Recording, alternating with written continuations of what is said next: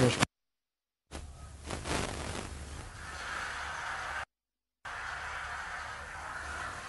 Rail मंत्री श्रीमान सुरेश जी, श्री मनोज जी, श्रीमान राजेंद्र जी, रेल के साथ जुड़े हुए सभी साथी, आप में से बहुत लोग होंगे जिनको शायद रात को नींद नहीं आएगी।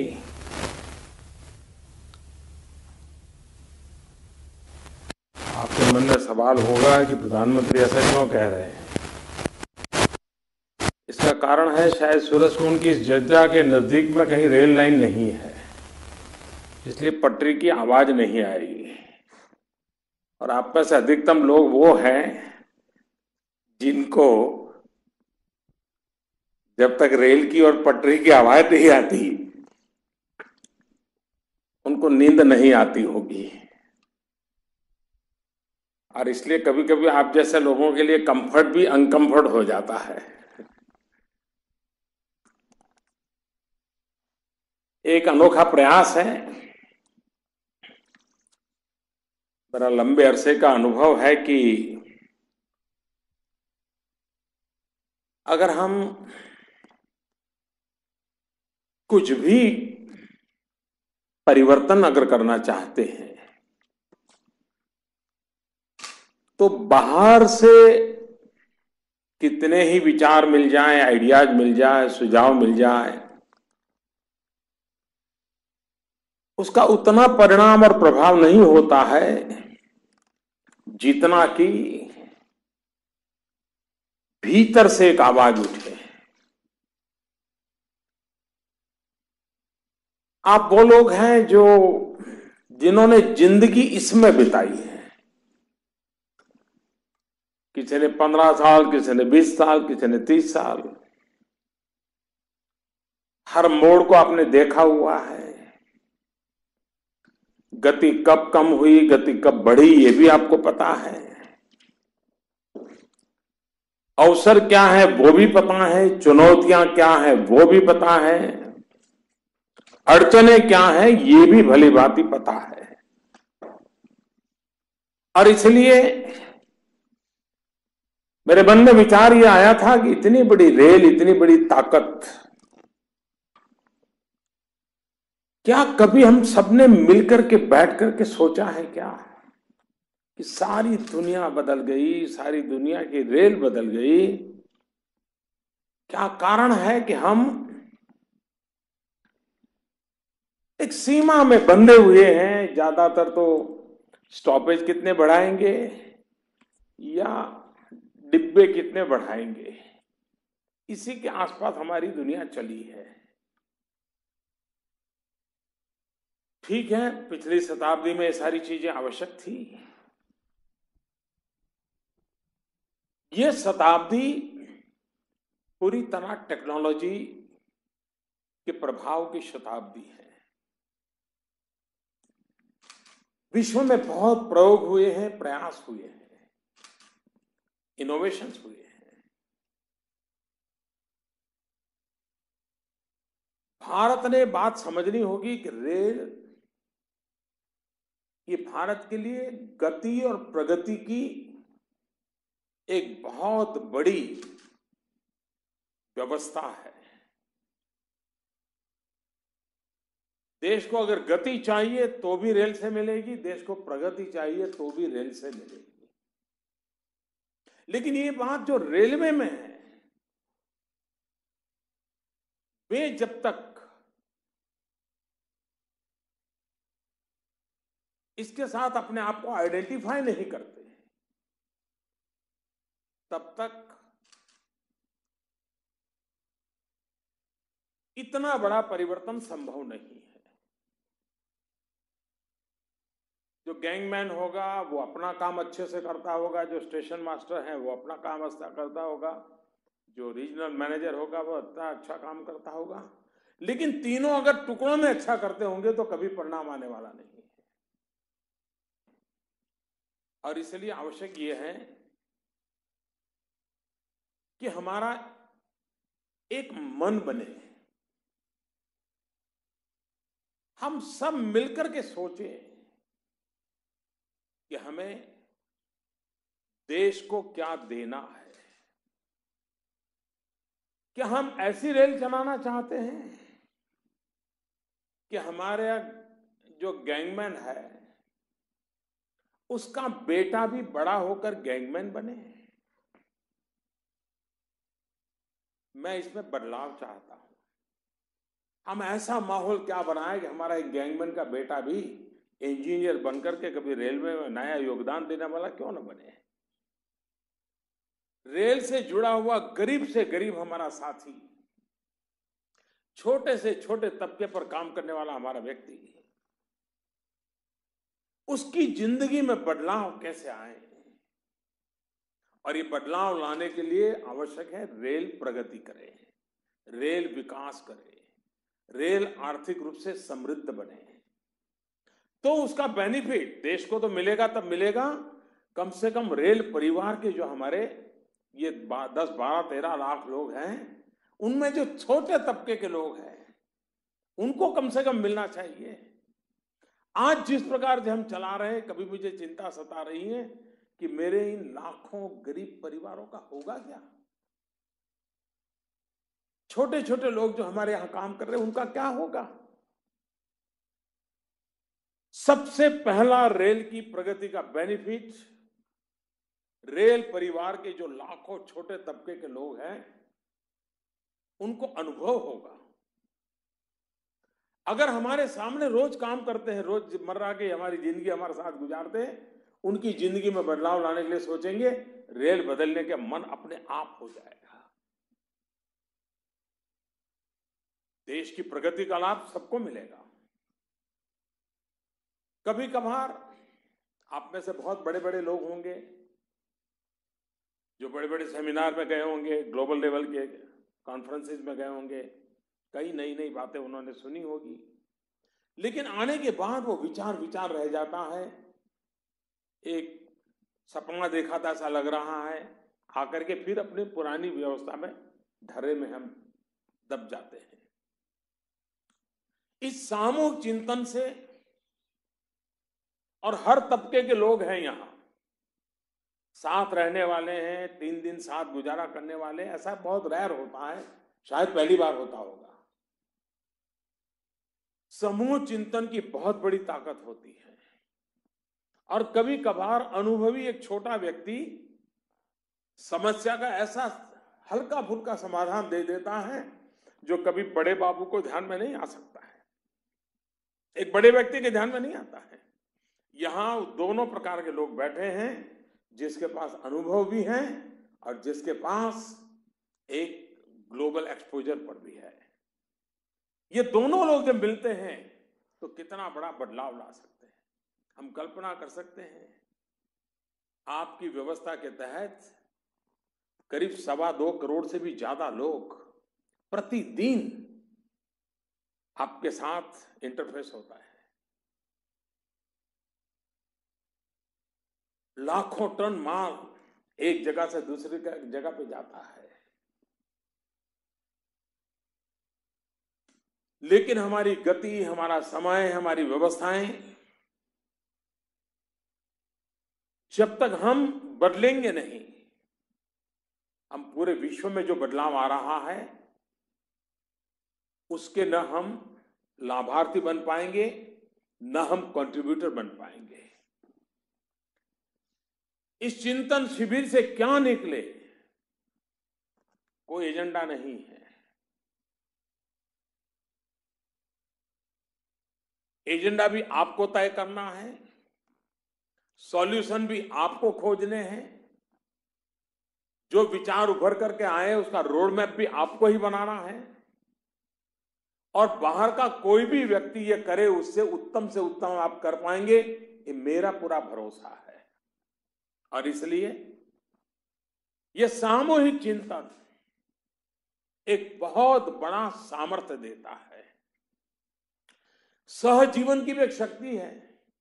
आप में से बहुत लोग होंगे जिनको अपने साथी की शक्तियों का परिचय भी नहीं होगा। इसमें कोई आपका दोष नहीं है। हमारी कार्य की रचना ही ऐसी है कि हम अपनों को बहुत कम जानते हैं, काम को जरूर जानते हैं। यहां सहजीवन के कारण आपके अगल बगल में जो 12, 15, 25 लोग काम करते हैं, उनके भीतर जो एक्स्ट्राऑर्डिनरी ताकत है, ये हल्के फुल्के वातावरण में उसको आपको एहसास होगा। आपके पास कितने एबल ह्यूमन रिसोर्स हैं, जिसको कभी जाना पहचाना नहीं, साथ रहने के कारण आपको ध्यान आएगा। जब आप चर्चा करोगे खुल करके, तो आपको ध्यान में आएगा, अरे भाई ये तो पहले सिर्फ टिकट विंडो पर बैठते थे, कभी सोचा ही नहीं कि इतना सोचते होंगे, इतने बात इतने आइडियाज होंगे। कभी किसी एक को लगे यार ये हमारे साहब को तो हम सोच रहे थे बड़े गंभीर है, डर लगता था, लेकिन नहीं नहीं, वो तो बड़े ह्यूमन नेचर के हैं और उनसे तो कभी बात भी की जा सकती है। ये दीवारें ढह जाएगी। और किसी भी संगठन की शक्ति उस बात में है कि जब हायरार्की की दीवारें ढह जाएं, अपनापन का पारिवारिक माहौल बन जाए, आप देखते ही देखते परिवर्तन आना शुरू हो जाता है। तो ये सहजीवन अपने आप में एक बहुत बड़ी ताकत के रूप में परिवर्तित होने वाला है। यहां पर जिन विषयों की रचना की गई है, वो रचना भी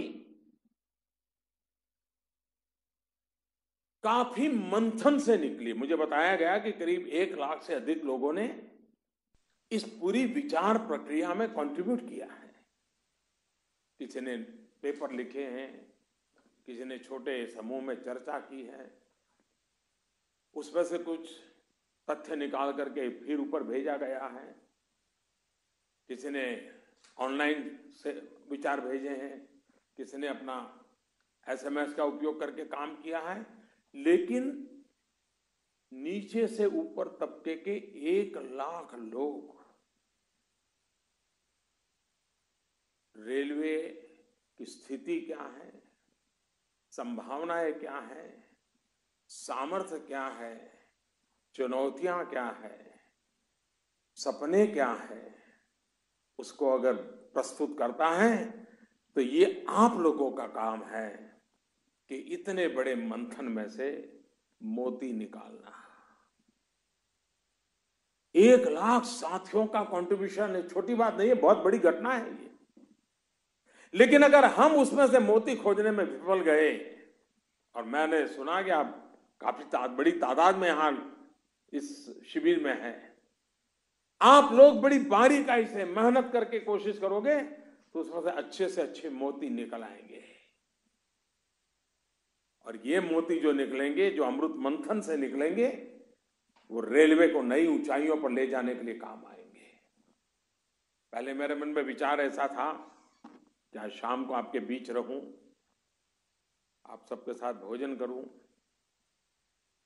वैसे भी मैं ज्यादा समय देने वालों में से व्यक्ति हूं, लेकिन मेरे पास ज्यादा काम वाम होता नहीं है, तो बैठ लेता हूं, सुन लेता हूं सबको।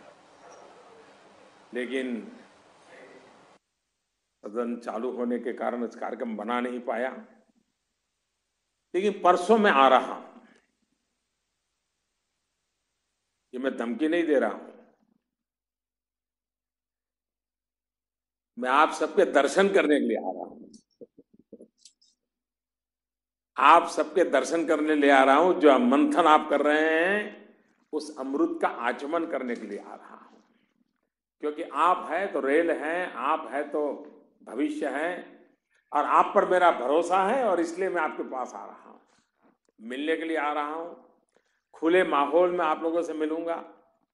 वहां के बाद इस मंथन से जो निकलेगा उसको समझने का मैं प्रयास करूंगा, जो कठिनाई है उसको समझने का प्रयास करूंगा। नीतियां निर्धारित करते समय जरूर इन बातों का प्रभाव रहेगा। आपने देखा कि, और अब आपको पूरी तरह ध्यान में आया होगा कि मेरा कोई पॉलिटिकल एजेंडा नहीं है।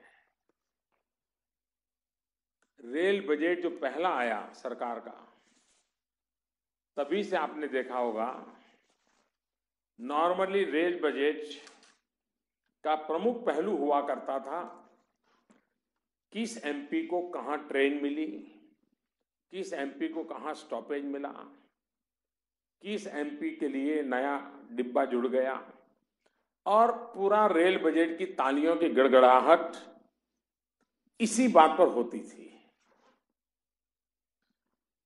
और जब मैंने आकर के देखा कि इतनी घोषणाएं हुई है, क्या हुआ है भाई, करीब 1500 घोषणाएं ऐसी मेरे ध्यान में आई कि जो सिर्फ बजट के दिन तालियां बजाने के सिवाय किसी काम नहीं आई। ये काम मैं भी कर सकता था, मैं भी तालियां बजा करके खुशी ले सकता, वाह वाह मोदी जी ने इतना बढ़िया रेल बजट दिला दिया कि अच्छा हो गया। मैंने उस पॉलिटिकल मोह से अपने आप को मुक्त रखा है और बड़ी हिम्मत करके इस प्रकार की लोक लुभावनी बातें करने के बजाय मैंने व्यवस्था को स्ट्रीमलाइन करने का साहस किया है। मैंने राजनीतिक नुकसान भुगतने की हिम्मत की है, इसलिए कि मेरा पहला सपना है कि रेल में मेरा सबसे छोटा आज साथी है, जो कहीं क्रॉसिंग पे खड़ा रहता होगा, कहीं झंडी लेकर के खड़ा होता होगा, कहीं सुबह ट्रैक पर पैदल चलता होगा, क्या उसके बच्चे पढ़ लिख करके आज जो बड़े बड़े बाबू परिवार में देख रहे हैं, क्या वो बच्चे भी उस स्थान पर पहुंच सकते हैं क्या? और ये मेरा सपना तब पूरा होगा जब मैं रेलवे को ताकतवर बनाऊंगा, रेलवे को सामर्थ्यवान बनाऊंगा। और रेलवे सामर्थ्यवान बनेगी तो अपने आप देश को लाभ होना ही होना है। और इसलिए मेरे साथियों, तत्कालीन लाभ लेने का कोई मोह नहीं है, राजनीतिक लाभ लेने का बिल्कुल मोह नहीं है। सिर्फ और सिर्फ शताब्दी बदल चुकी है, रेल भी बदलनी चाहिए। 21वीं सदी के अनुकूल हमें नई रेल, नई व्यवस्था, नई गति, नया सामर्थ्य, ये सब देना है और आप लोग मिलकर के दे सकते हैं। अगर हम में से कोई पहले छोटे एक आध मकान में रहता है तो गुजारा तो करता है, लेकिन कुछ अच्छी स्थिति बनी और मान लीजिए फ्लैट में रहने गए तो फिर नए तरीके से कैसे रहना, कौन कैसे कमरे में रहेगा, बैठेंगे कहां पर, मेहमान आए, सब सोचना शुरू करते और हो भी जाता है। बदलाव ला देता है इंसान। पहले एक कमरे में रहते थे तो भी गुजारा करता था, लेकिन उस प्रकार से जिंदगी को एडजस्ट कर लेते थे। अगर हम सोच बदलेंगे कि हमने 21वीं सदी, बदली हुई सदी में अपने आप को सेट करना है, तो फिर हम भी बदलाव शुरू कर देंगे और ये संभव है। साथियों, आप में से जितना रेल से नाता जितना रहा होगा, कम से कम मेरा नाता पुराना है। मेरा बचपन रेल की पटरी पर गुजरा है और इसलिए मैं एक प्रकार से आपके बीच का ही हूं, रेल वाला ही हूं मैं। और उस समय मैंने बारीकी से बचपन में रेलवे को ही हर प्रकार से देखा हुआ है, क्योंकि और कुछ देखा ही नहीं था जिंदगी में। जो कुछ भी देखा रेल ही देखी, और उसके कारण मेरा बचपन मेरे साथ ऐसे जुड़ा हुआ है कि मैं इन चीजों को बराबर भली भांति समझता हूं। और जिस चीज से बचपन का लगाव रहा हो, उसमें बदलाव लाने का जब अवसर आता है तो आनंद कितना बड़ा होगा ये आप कल्पना कर सकते हो। रेल में बदलाव होगा, उसका आनंद जितना आपको होगा, मुझे उससे जरा भी कम नहीं होगा, क्योंकि मैं उसी परिसर से पल करके निकला हुआ हूं। आज भी मैं जब काशी जाता हूं मेरी पार्लियामेंट्री कॉन्स्टिट्यूंसी में, तो मैं रेलवे की व्यवस्था में रात को रहने चला जाता हूं। मुझे जैसे अपनापन सा लगता है, अच्छा लगता है। वरना प्रधानमंत्री के लिए कहीं और भी व्यवस्था मिल सकती है, लेकिन मैं वो रेलवे के गेस्ट हाउस में ही जाकर के रुकता हूं। मुझे काफी अपनापन सा महसूस होता है। तो मेरा इतना नाता आप लोगों से है और इसलिए मेरी आपसे अपेक्षा है कि आइए हम इस 3 दिन का सर्वाधिक उपयोग करें। अच्छा करने के इरादे से करें। अच्छा करने के लिए जिम्मेवारियां उठाने के साहस के साथ करें। साथियों को जोड़ने का क्या व्यवस्था हो, नई हमारी ह्यूमन रिसोर्स मैनेजमेंट क्या हो, इन सारी बातों को देख करके आप चिंतन करें। देश को चलाने के लिए, देश को गति देने के लिए, देश को प्रगति देने के लिए आपसे बढ़कर के कोई बड़ा संगठन नहीं है, कोई बड़ी व्यवस्था नहीं है। एक तरफ हिंदुस्तान की सारी व्यवस्थाएं और एक तरफ रेल की व्यवस्था, इतना बड़ा आपका हुजूम है, आप क्या कुछ नहीं कर सकते हैं। और इसलिए मैं आपसे आग्रह करता हूं कि समय का पूरा उपयोग हो, फोकस हो, कुछ करना निकालना इस इरादे से हो और आने वाले कल के संबंध में सोचे। कठिनाइयां बहुत हुई होगी, तकलीफ हुई होगी, अन्याय हुआ होगा, यहां पोस्टिंग होना चाहिए, वहां हो गया होगा, यहां प्रमोशन होना चाहिए, नहीं हुआ होगा, ऐसी बहुत सी बातें होगी, शिकायतों की कमी नहीं होगी। लेकिन ये 3 दिन आने वाले दिनों के लिए, 125 करोड़ देशवासियों के लिए, बदले हुए विश्व में भारत का झंडा गाड़ने के लिए आप लोगों को मेरी शुभकामनाएं हैं। उत्तम परिणाम दें, यही अपेक्षा के साथ बहुत बहुत धन्यवाद।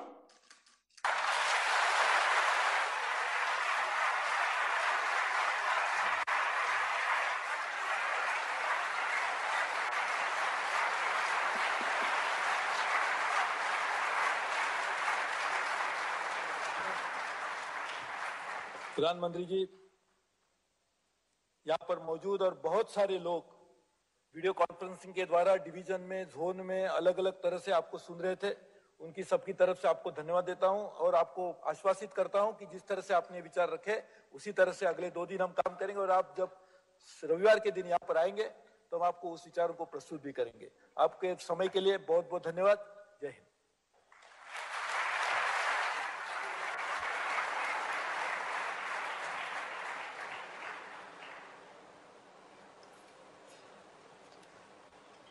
आदरणीय प्रधानमंत्री जी के प्रेरणा भरे वचनों के बाद अब मैं आग्रह करूंगा रेल राज्य मंत्री श्री राजन गोहेन जी से कि वे मंच पर आएं और अपने विचार व्यक्त करें।